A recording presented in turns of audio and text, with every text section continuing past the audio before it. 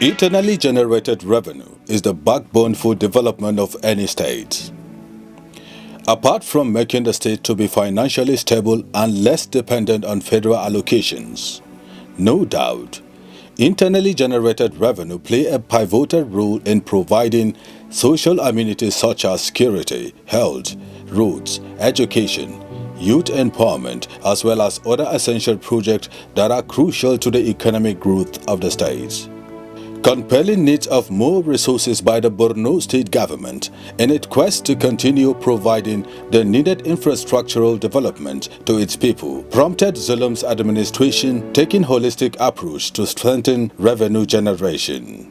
One of the critical steps taken by the present administration to achieve the said objective is appointing a professor of economics to lead the revenue generation agency of the state, which is crucial in rebuilding New Borno, as clearly stipulated in the 25-year development plan of the present administration. Upon assumption of office in July last year, Professor Bello Alhaji Ibrahim takes drastic measures to reposition the agency. We are happy to witness this first anniversary of His Excellency, that is in his second tenure, which commenced last year, May, within which I took over this organization as the executive chairman. Upon my coming, I think before I even came, I had interest because it's my field, taxation is my field. I've been teaching taxation for quite some time in the university. And so when I came, I routed everything back to, the normal, channels by ensuring that I first of all look at the staff whom I found out that they needed a lot of reorientation, which we had to do.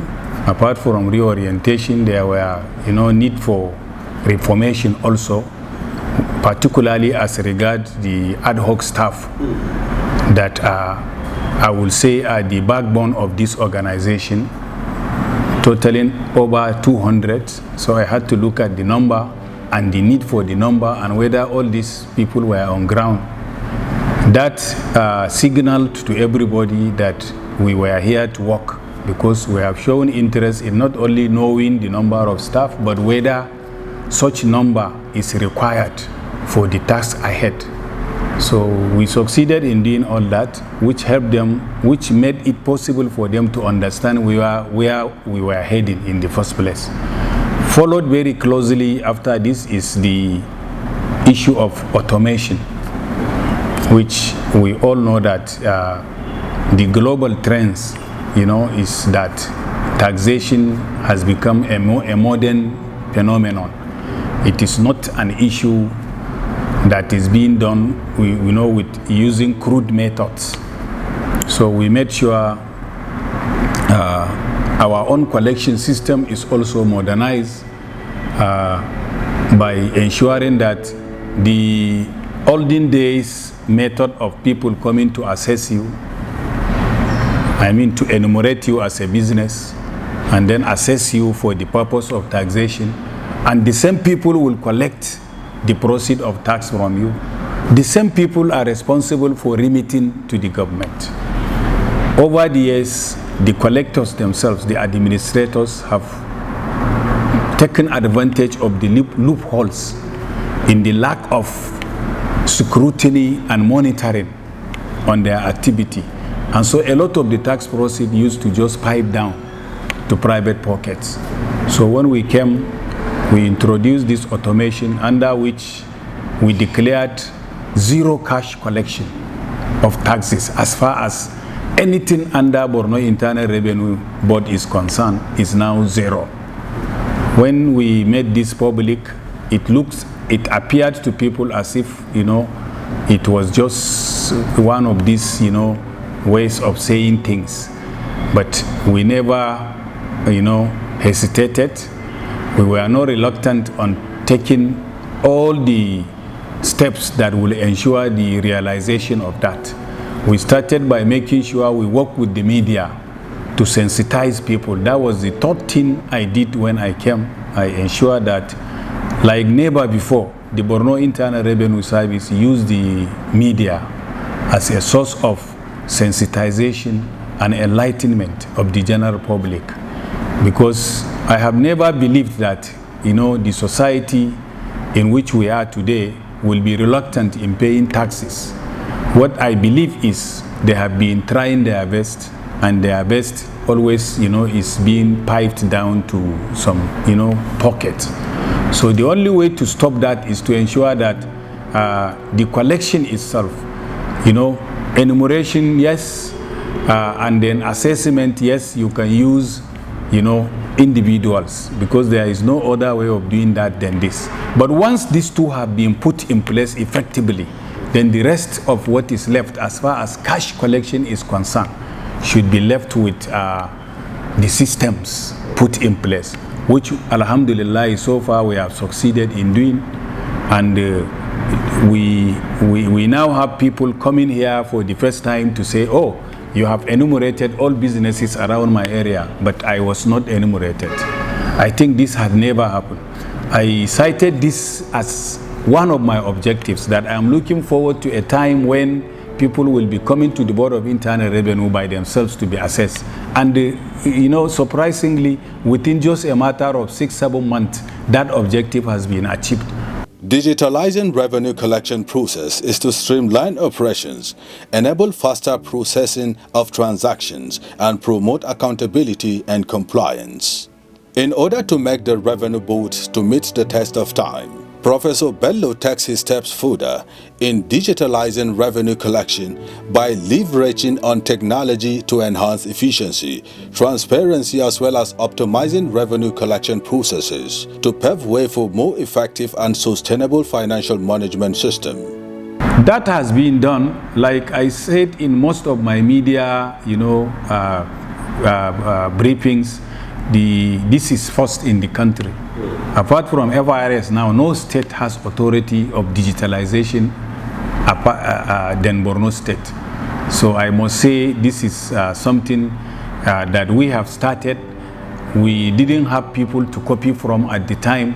We have to start everything from the scratch, from the enumeration of businesses to their assessment of the various taxes they pay. These taxes were being collected by different organizations, local government, ministries, parastatals, all of which we now collapse into one.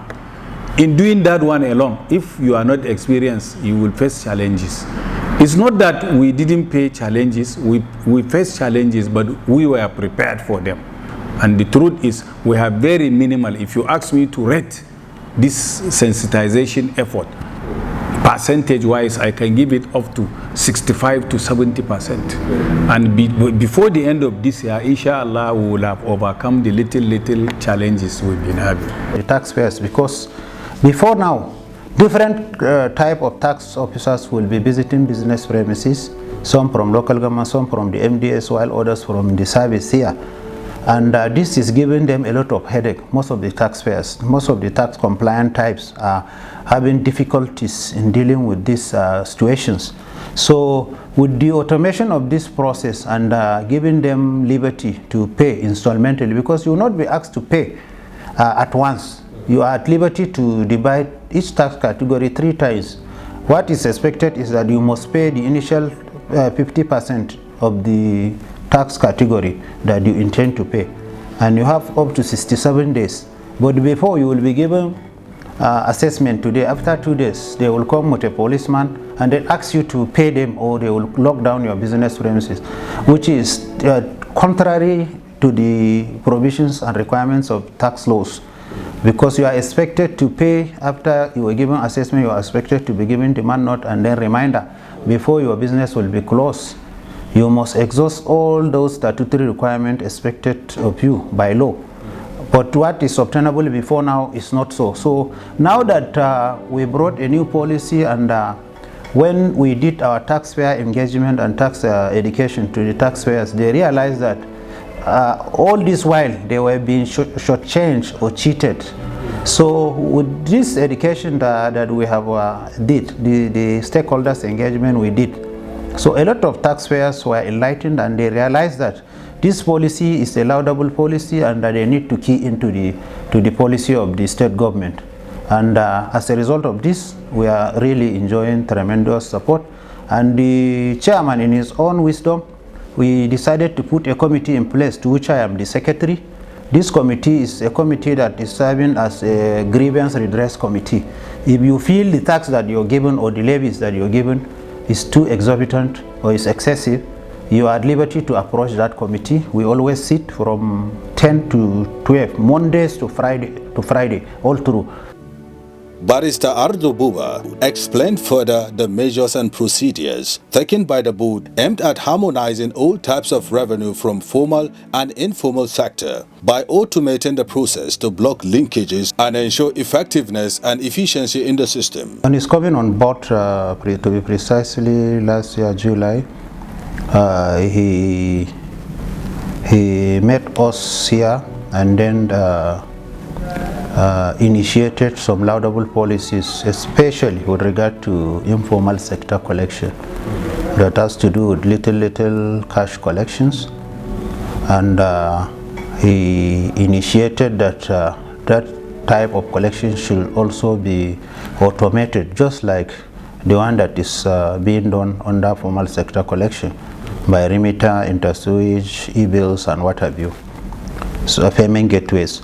So we now conceived the idea, and he nurtured and conceived the idea. We call for some technical partners to come and do presentation with regard to the deployment of that informal sector collection automation process, to which they did, and 3 companies won the bid, namely OSOP Integrated Resources, Bexil Computers, and iTech. These are the 3 companies that we engage immediately.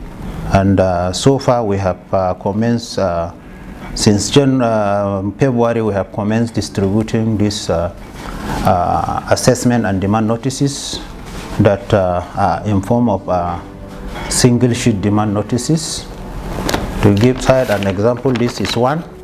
As you can see, this is an assessment and demand notice for a single business. And if you look closely, you will see here QR codes that you can scan. You can scan this QR code to pay.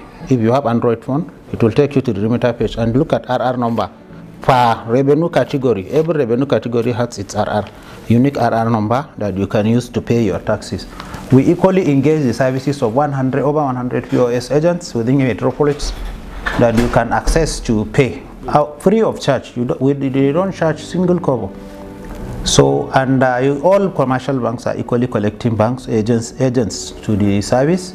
So far so good. We are enjoying tremendous cooperation from the taxpayer. You see, formerly it was a manual collection. You know, when people do the assessment, you see people will go out, started collecting revenue, physical cash collecting by individuals, and then giving them this manual receipt. But with this automation, honestly, no involvement of cash. A taxpayer is being assessed. If you have to pay your tax, definitely we have a platform whereby you will go into that platform. You do your payment instantly, either through your phone, or you can generate a remitter. You go to the bank, any bank of your choice, you can do the payment. And by doing this, definitely all these leakages, definitely we have all blocked them. Director Revenue Collection and Accounting Service, Mohammed Aliubiu, shed more light on how new innovations enhance revenue generation, which he says will adequately support government's drive in rebuilding the states. And during his assumption to office, honestly, we started getting more revenue coming from that areas. And because of the innovation he brought for the automations of this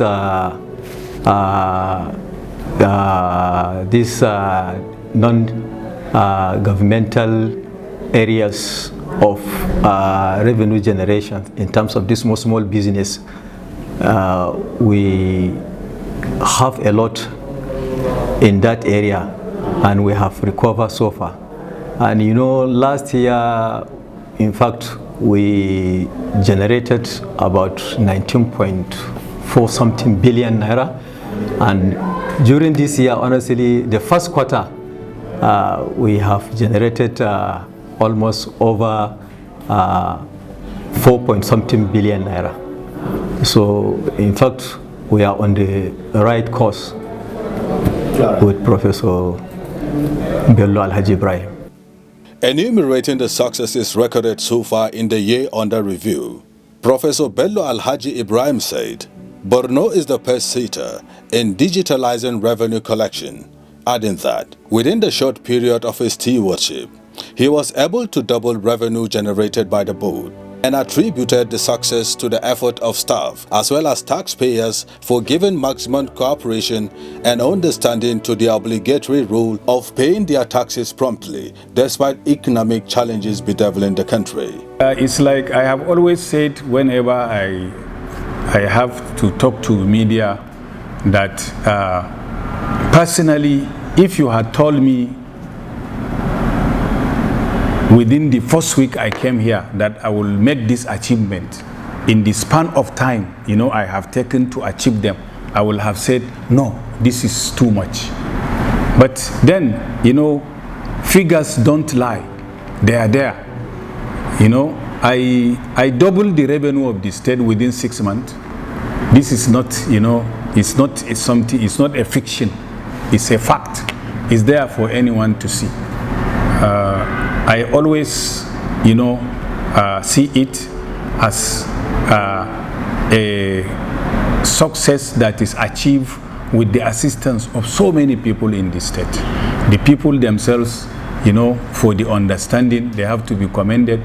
My staff, for the understanding, they have to be commended, and a lot of other things. But this reform has not ended yet. Honestly, we have not done anything yet. For me, it's like, because it's just a little. So far, all we did is to block leakages. All we did. The reforms only just started in the month of February. And the effect will begin to show itself by the end of the year, inshallah, when I will declare something above my budget for the year. Although the Board of Internal Revenue Service has recorded huge success in complementing the effort of Governor ZULUM'S transformation drive by generating huge funds to government coopers, challenges of impersonation and extorting money from public in the name of revenue by some unpatriotic element is still going despite massive awareness campaign on zero cash collection. Professor Bello, however, said, the board has taken a decisive action to ensure those perpetrators are dealt with accordingly. So like I said, challenges most of the time, because of my, you know, attitude to accepting them, you know, they don't bother me, because I know whatever you do, there are always challenges. So one of the things that might have, you know, appeared to many to be challenges and therefore discouraging is having people who still parade themselves as staff of Borno Internal Revenue Service and going out to collect, you know, in spite of the sensitization programs we have had on various media output, you still have people going around the metropolis. But God in His favor has equipped us with the ways of dealing with them. We have made it clear to the public that whoever reports an impersonator in the name of Borno Internal Revenue Service will be rewarded. And by that, we've been able to trap about 3 of them. 2 of them have already been prosecuted. They are now serving prison sentences. And one was just yesterday arraigned before a court. Today, in fact, it's today, just today, this morning, he was arraigned and the prosecution has started. So, and like I said, I kept saying, whoever, I advised these people. In fact, I invited one of them to, he seated here right in front of my table, and advised him not to do it again. While I was sitting with him, my staff, my directors came. This man, he will not stop. Don't even listen to him. I said, no. I have to prove that myself. At least I have invited him. Where do you work? He told me he is already in employment. Then why are you doing this? It's because my take home does not take me home. I said, fine, I will be giving you some little money because you have a background in taxation. That was the essence of it all. He used to be part of us. So I told him I will be giving you some little things. Come, let's unite and do this work together. On the spot, I even gave him 50,000. Go and start something with this, and he keep giving me information so that I dissuade him from doing whatever he was doing. But after 2 weeks, this man was caught going through the same thing. So we arranged for him to be arrested. He was arrested and has been in the custody of the police since that time. He was granted bail, but later was invited and is now in prison. So the truth is zero tolerance. It doesn't matter who will come. In such circumstances, you are likely to have intervention from the top or release this person, which I never had. So this is my greatest accomplishment, honestly. Nobody, interferes in my stewardship of this organization. The area we are still having small challenges is the informal sector. That is the other MDS, like the LGS. BORS has the responsibility of the sole agency that will assess and collect and account for the revenue in the state. So you see all the MDS and the LGS, this is where there are agencies that are revenue generating MDS. And most of them, we are having challenges when it comes to synergy. It is our responsibility to, start collecting revenue in those areas. And we are not collecting their own responsibility too, but when it comes to the issue of collecting the revenue, it is the responsibility of the BORS to do that collections. So this is where we are having problems with them because of the automation we are having in these rural areas. And most of them, they are not familiar with this automation. So gradually we are having stakeholders engagement with them, sensitizing them how to key in to start getting this revenue, whereby they are also to benefit in that area. Professor Bello Alhaji, while adding his voice on the scorecard on Governor Zulum's late administration in the last 5 years, said, the unprecedented achievement recorded by Governor Zulum in the area of education, health, road and drainage system, poverty alleviation and youth empowerment, as well as rehabilitation and resettlement of internally displaced communities, is incomparable in the country. It is for this reason that the Revenue Board is leaving no stone unturned in generating the necessary funds for the government to continue with good work of rebuilding Borno. Honestly, anybody resident in Borno will have known that Professor Babagana Umar Zulum is really the governor we need at the time he came in. His effort in the area of not just rehabilitation of the victims of insurgency back to their local government of origins, but also in constructing their houses, in giving them start-up capital for them to do businesses, in providing and clearing their farmlands, providing them with seedlings, with various farm implements to go back to work. In this regard alone, if you stop here alone, that is the area where I was involved with Zulum in the last 4 years before I came here. Now, as a onlooker, I have been seeing him doing a lot in other areas also. In the area of education, we know how much has been done. In the area of construction of schools, construction of roads, overhead bridges, and what have you, we had the first overhead bridge under Professor Babagana Umar Zulum.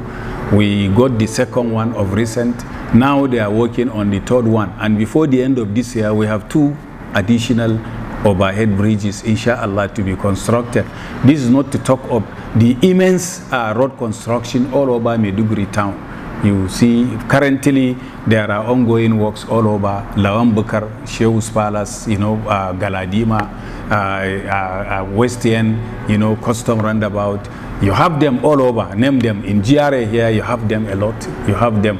So the truth is, ZULUM'S achievement would have been more if not for the fact that he had to attend to the problems of insurgency, the problems that left over 300,000, victims of insurgency, destabilized, without shelter, without feeding, and the state government had been doing this all along, with very little assistance from donor organizations. So we're having to cope with all this in the last 4 years, and in addition to be able to achieve where he is. Honestly speaking, he has done a lot, and I will say his actions, were commendable, and we look forward to him getting all the necessary, assistance. That is why in this organization, we will leave no stone unturned towards generating the necessary funds required for the developmental projects, especially as stated by him in his this year's budget.